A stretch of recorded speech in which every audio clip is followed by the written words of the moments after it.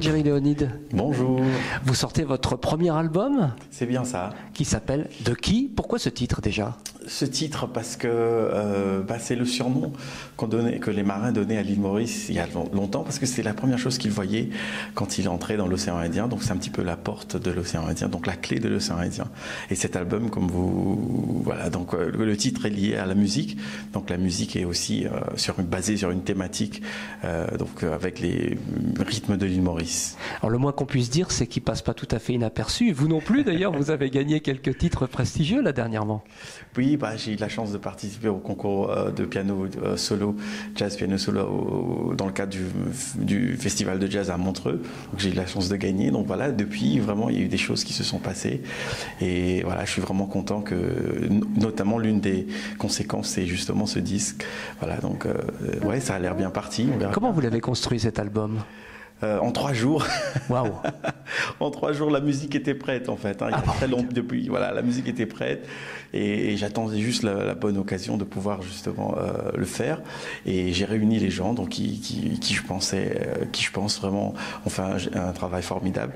Et puis on est en studio, donc on a fait ça en 3 jours. Voilà. Ouais. D'accord. Et l'équipe justement. Alors parlons un peu du line-up. Comme vous dites, ils sont vraiment des musiciens hors pair là. Hein. Oui, au-delà d'être des personnes formidables, on a d'abord la rythmique mauricienne.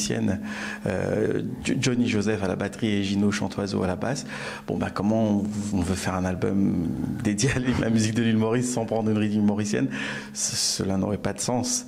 Voilà, donc c'est vraiment des gens avec qui j'ai joué il y a très longtemps. Et puis Sylvain Gontard au bugle, pas tout simplement, le choix s'est fait un petit peu. Donc on s'est rencontrés sur un autre projet et c'est quelqu'un qui a un son magnifique et il me fallait justement quelqu'un avec un timbre comme Sylvain et surtout un improvisateur aussi chevronné pour pouvoir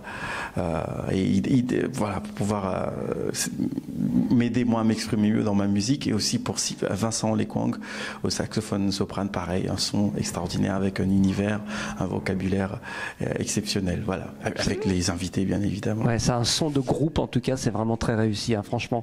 Et revenons un peu deux secondes sur les morceaux eux-mêmes. Ouais. Combien de temps vous avez mis pour écrire cet album, et qu'est-ce qu'on va trouver concrètement comme type de morceaux, comme type de musique? Oui, alors il y a une vraie évolution.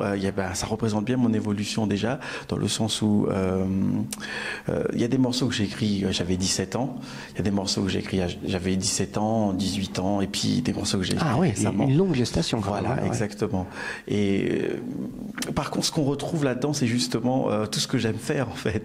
Donc déjà, le quintet, c'est une formule que j'adore, surtout écrire à 2 voix. Donc on aura vraiment des thèmes qui résonnent vraiment à 2 voix, donc bugle, saxophone, soprane, et surtout beaucoup de plages de modales, parce que j'aime beaucoup la musique modale, où le piano a une place principale. Voilà, donc vraiment c'est vraiment un voyage. Par contre, il y a quelque chose qui ne bouge pas, vraiment la constante, c'est le rythme de chez moi, donc de l'île Maurice, ce qu'on appelle le Sega. Une belle réussite, c'est vraiment magnifique cet album. Merci. Franchement, je donne mon avis pour une fois.